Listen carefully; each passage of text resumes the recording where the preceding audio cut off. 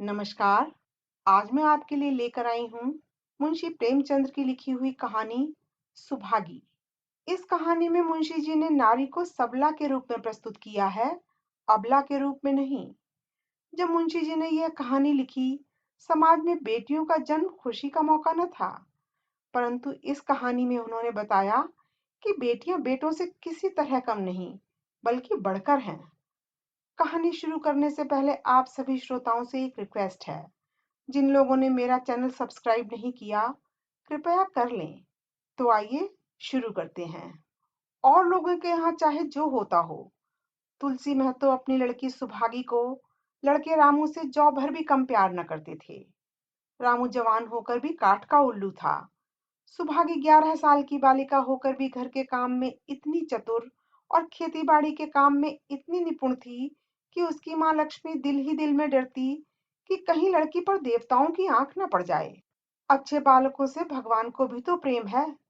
कोई सुभागी का बखान न करे, इसलिए वह अनायास ही उसे डांटती रहती थी। बखान से लड़के बिगड़ जाते हैं, यह भय तो न था, भय था नजर का। वही सुभागी आज 11 साल की उम्र में विधवा हो गई। घर में कोहराम मचा हुआ था।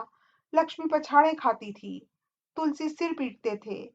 उन्हें रोते देखकर सुभागी भी रोती थी। बार बार माँ से पूछती, क्यों रोती हो अम्मा? मैं तुम्हें छोड़कर कहीं ना जाऊंगी, तुम रोती क्यों हो? उसकी भोली बातें सुनकर माता का दिल और भी फटा जाता था। वह सोचती थी, ईश्वर, तुम्हारी यही लीला है। जो खेल खेलते हो वह दूसरों को दुख देकर। ऐसा तो पागल करते हैं। आदमी पागलपन करे तो उसे पागल खाने भेजते हैं, मगर तुम जो पागलपन करते हो उसका कोई दंड नहीं। ऐसा खेल किस काम का कि दूसरे रोएं और तुम हंसो। तुम्हें तो लोग दयालु कहते हैं, तुम्हारी यही दया है। और सुभागी क्या सोच रही थी? उसके पास कोठरी भर रुपए होते तो वह उन्हें छिपा कर रख देती। एक दिन चुपके से बाजार चली जाती और अम्मा के लिए अच्छे अच्छे कपड़े लाती। दादा जब बाकी मांगने आते तो चट रुपए निकाल कर दे देती। अम्मा दादा कितने खुश होते। जब सुभागी जवान हुई तो लोग तुलसी महतो पर दबाव डालने लगे कि लड़की का घर कहीं कर दो। जवान लड़की का यूं फिरना ठीक नहीं। जब हमारी बिरादरी में इसकी कोई निंदा नहीं है, तो क्यों सोच विचार करते हो?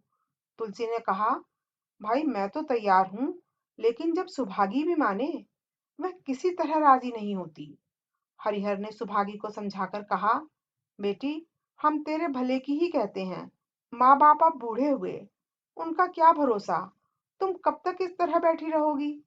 सुभागी ने सिर झुकाकर कहा, चाचा, मैं तुम्हारी बात समझ रही हूँ, लेकिन मेरा मन घर करने को नहीं कहता। मुझे आराम की चिंता नहीं है। मैं सब कुछ झेलने को तैयार हूँ, और जो काम तुम कहो वह सिर आंखों के बल करूंगी, मगर घर बसाने को मुझसे न कहो। जब मेरा चाल कुचाल देखना तो चाहे मेरा सिर काट लेना। अगर मैं सच्चे बाप की बेटी होंगी तो बात की भी पक्की रहूंगी।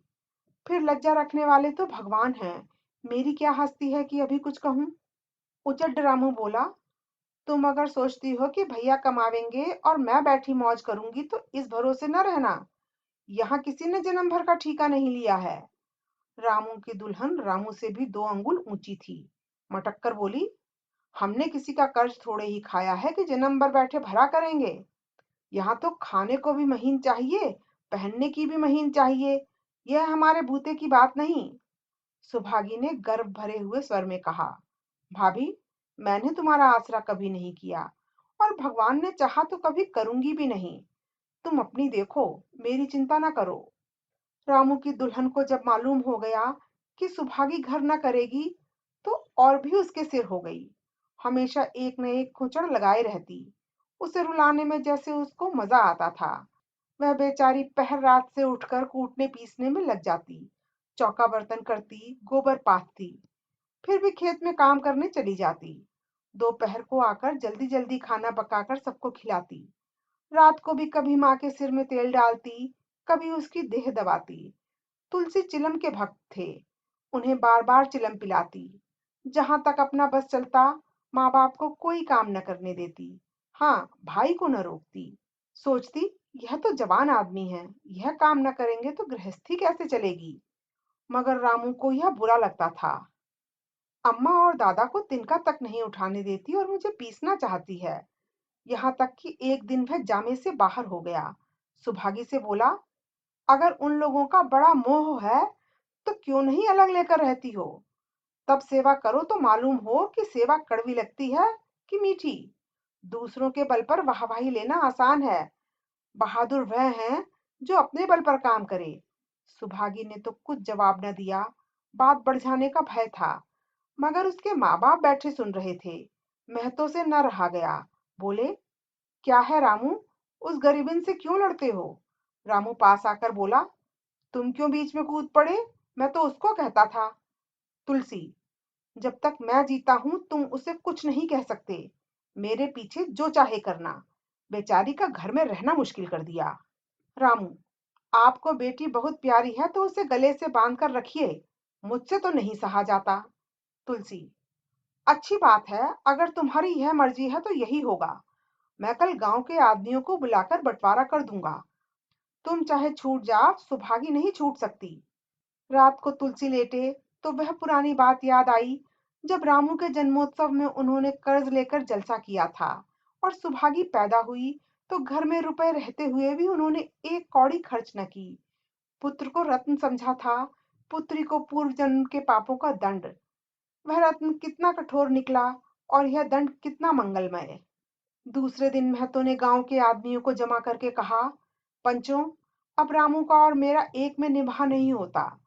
मैं चाहता हूं कि तुम लोग इंसाफ से जो कुछ मुझे दो वह लेकर अलग हो जाऊं। रात दिन की किचकिच अच्छी नहीं। गांव के मुख्तार बाबू सज्जन सिंह बड़े सज्जन पुरुष थे। उन्होंने रामू को बुलाकर पूछा, क्यों जी, तुम अपने बाप से अलग रहना चाहते हो? तुम्हें शर्म नहीं आती कि औरत के कहने से माँ बाप को अलग किए देते हो? राम राम। रामू ने ढिठाई के साथ कहा, जब एक में गुजरना हो तो अलग हो जाना ही अच्छा है।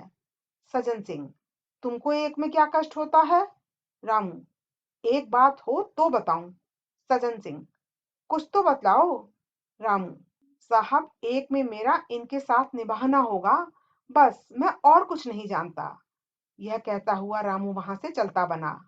तुलसी, देख लिया आप लोगों ने इसका मिजाज। आप चाहें 4 हिस्सों में 3 हिस्से उसे दे दें, पर अब मैं इस दुष्ट के साथ न रहूंगा। भगवान ने बेटी को दुख दे दिया, नहीं मुझे खेती बाड़ी लेकर क्या करना था? जहां रहता वहीं कमाता खाता। भगवान ऐसा बेटा 7वें बैरी को भी न दे। लड़के से लड़की भली जो कुलवंती होए।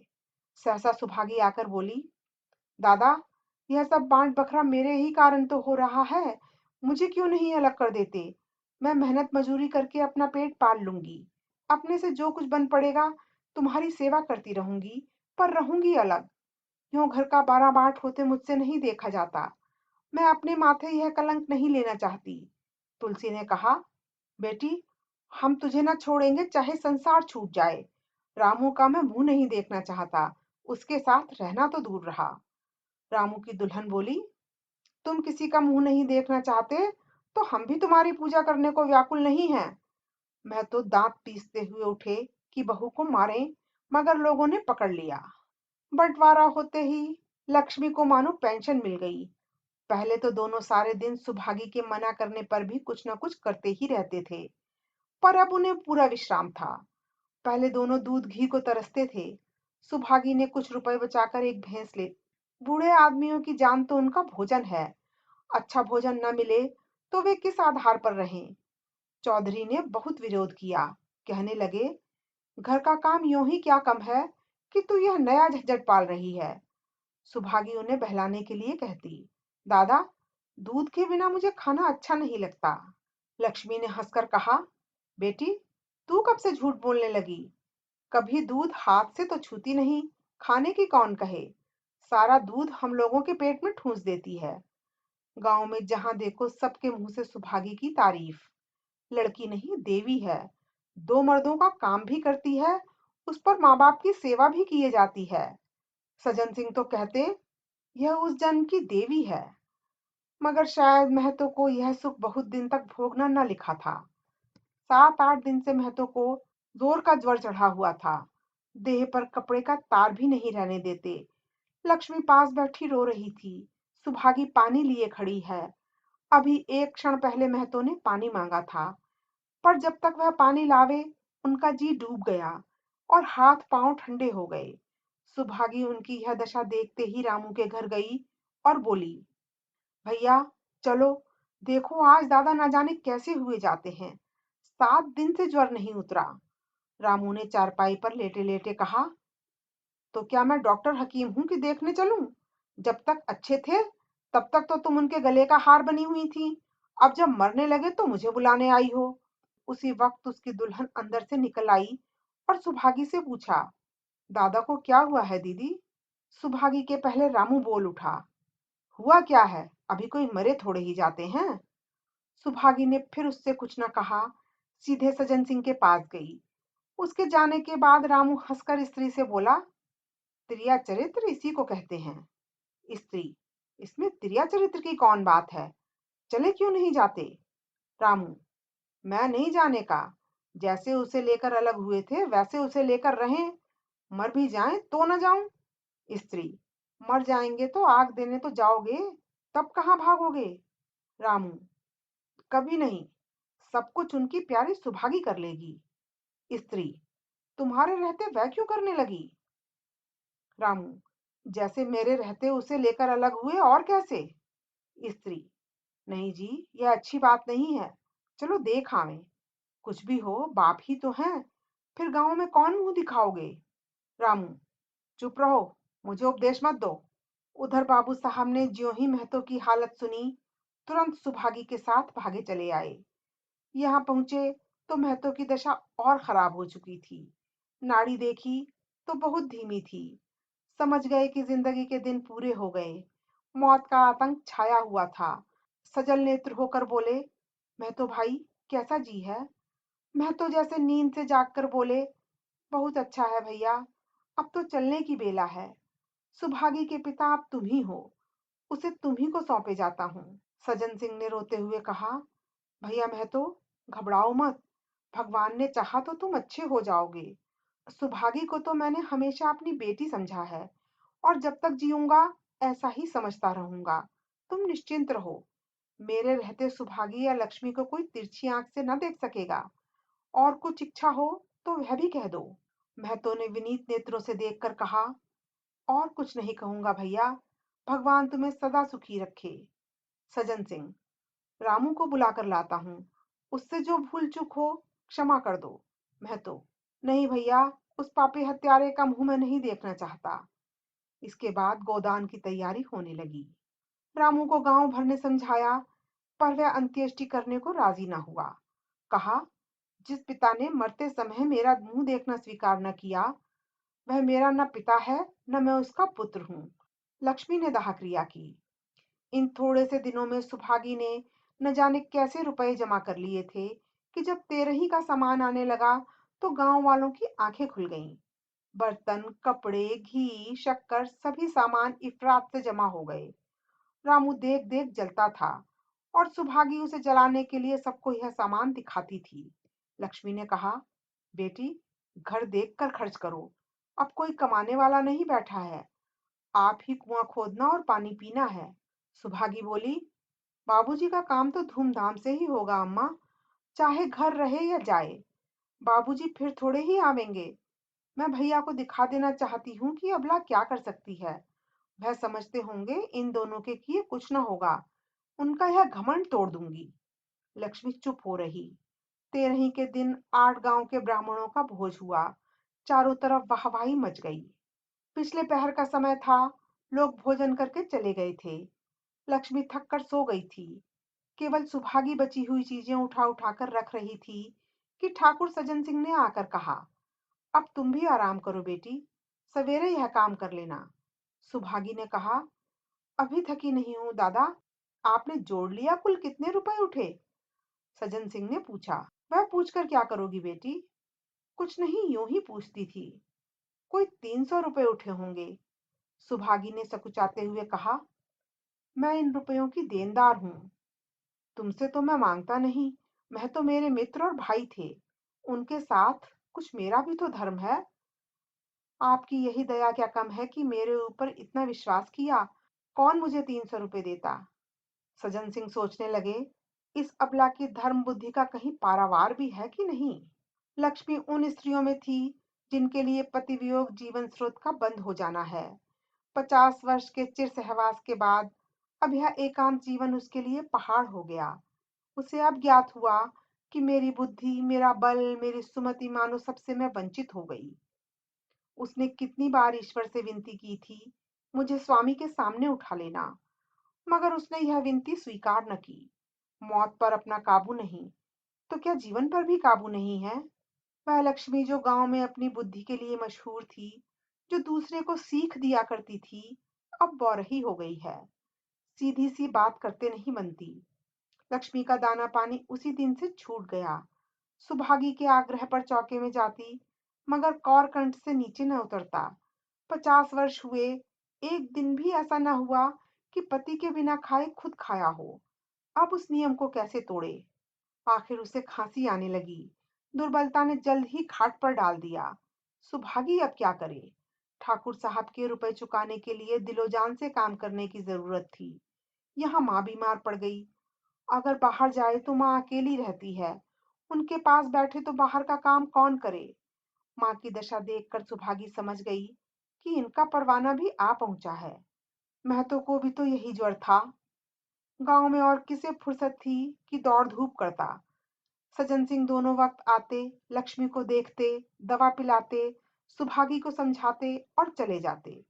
मगर लक्ष्मी की दशा बिगड़ती जाती थी। यहाँ तक कि 15वें दिन वह भी संसार से सिधार गई। अंतिम समय रामू आया और उसके पैर छूना चाहता था, पर लक्ष्मी ने उसे ऐसी झिड़की दी कि वह उसके समीप न जा सका। सुभागी को उसने आशीर्वाद दिया, तुम्हारे जैसी बेटी पाकर तर गई। मेरा क्रियाकर्म तुम ही करना। मेरी भगवान से यही अर्जी है कि उस जन्म में भी तुम मेरी कोख पवित्र करो। माता के देहांत के बाद सुभागी के जीवन का केवल एक लक्ष्य रह गया, सज्जन सिंह के रुपए चुकाना।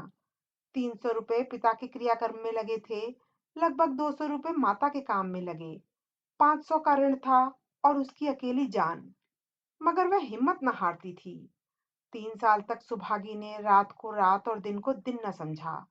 उसकी कार्यशक्ति और पौरुष देखकर लोग दांतों तले उंगली दबाते थे। दिन भर खेती बाड़ी का काम करने के बाद वह रात को 4-4 पसेरी आटा पीस डालती। 30वें दिन 15 रुपए लेकर वह सज्जन सिंह के पास पहुंच जाती। इसमें कभी नागा ना पड़ता। वह मानो प्रकृति का अटल नियम था। अब चारों ओर से उसकी सगाई के पैगाम आने लगे। सभी उसके लिए मुंह फैलाए हुए थे। जिसके घर सुभागी जाएगी, उसके भाग्य फिर जाएंगे। सुभागी यही जवाब देती, अभी वह दिन नहीं आया। जिस दिन सुभागी ने आखिरी किस्त चुकाई, उस दिन उसकी खुशी का ठिकाना न था। आज उसके जीवन का कठोर व्रत पूरा हो गया। वह चलने लगी तो सज्जन सिंह ने कहा, बेटी, तुमसे मेरी एक प्रार्थना है। कहो कहूं, कहो ना कहूं, मगर वचन दो कि मानोगी। सुभागी ने कृतज्ञ भाव से देखकर कहा, दादा, आपकी बात ना मानूंगी तो किसकी बात मानूंगी? मेरा तो रोया रोया आपका गुलाम है। सज्जन सिंह, अगर तुम्हारे मन में यह भाव है तो मैं ना कहूंगा। मैंने अब तक तुमसे इसलिए नहीं कहा कि तुम अपने को मेरा देनदार समझ रही थी। अब रुपए चुक गए, मेरा तुम्हारे ऊपर कोई एहसान नहीं है, रत्ती भर भी नहीं। बोलो कहूं? सुभागी, आपकी जो आज्ञा हो। सज्जन सिंह, देखो इनकार न करना, नहीं मैं फिर तुम्हें अपना मुंह न दिखाऊंगा। सुभागी, क्या आज्ञा है? सज्जन सिंह, मेरी इच्छा है कि तुम मेरी बहू बनकर मेरे घर को पवित्र करो। मैं जात पात का कायल हूं, मगर तुमने मेरे सारे बंधन तोड़ दिए। मेरा लड़का तुम्हारे नाम का पुजारी है। तुमने उसे बारहा देखा है। बोलो, मंजूर करती हो? सुभागी, दादा, इतना सम्मान पाकर पागल हो जाऊंगी। सज्जन सिंह, तुम्हारा सम्मान भगवान कर रहे हैं बेटी। तुम साक्षात भगवती का अवतार हो। सुभागी, मैं तो आपको अपना पिता समझती हूँ। आप जो कुछ करेंगे मेरे भले ही के लिए करेंगे। आपके हुक्म को मैं कैसे इनकार कर सकती हूँ? सज्जन सिंह ने उसके माथे पर हाथ रखकर कहा, बेटी, तुम्हारा सुहाग अमर हो। तुमने मेरी बात रख ली। मुझसा भाग्यशाली संसार में और कौन होगा? अभी आप सुन रहे थे मुंशी प्रेमचंद्र की कहानी मेरी यानी अर्चना की जुबानी। आपको यह कहानी कैसी लगी? कमेंट करके बताएं। वीडियो को शेयर करें, लाइक करें। अगर पसंद ना आए तो डिसलाइक भी कर सकते हैं। धन्यवाद।